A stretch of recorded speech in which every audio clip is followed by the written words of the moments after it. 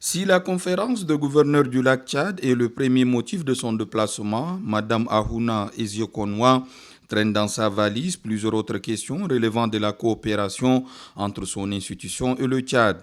Des sujets importants puisque c'est avec le chef de l'État qu'elle les aborde: transition, stabilisation, consolidation de la paix et situation des réfugiés et retournés victimes de la crise soudanaise ont constitué les points essentiels des discussions, procédant avec le chef de l'État général Mohamed Idriss Déby Itnou à l'évaluation de l'appui de l'ONU au processus de transition politique. La directrice régionale du PNUD a salué le leadership du chef de l'État et les succès enregistrés dans la conduite de la transition, non sans renouveler l'engagement de l'ONU à œuvrer pour un financement conséquent du processus.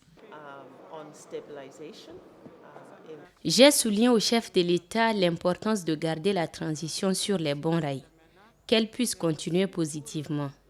Il est nécessaire que le Tchad montre l'exemple pour les autres transitions en Afrique. La transition suit son cours, c'est un succès qui est en train d'être enregistré.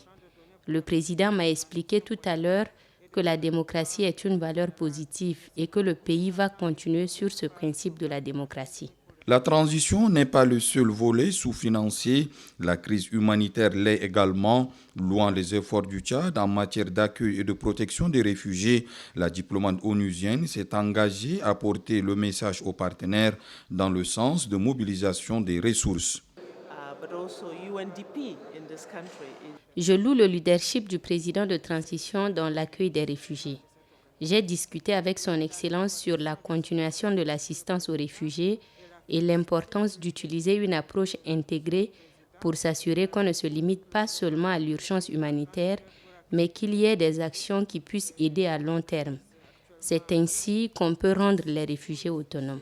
L'égalité genre et l'autonomisation des femmes sont également des préoccupations soulignées au regard des efforts déployés sous la transition en la matière et saluées par la diplomate Madame Ahouna Eziokonwa qui renouvelle la disponibilité de son institution à travailler sur ces questions dans le souci d'obtenir plus de résultats.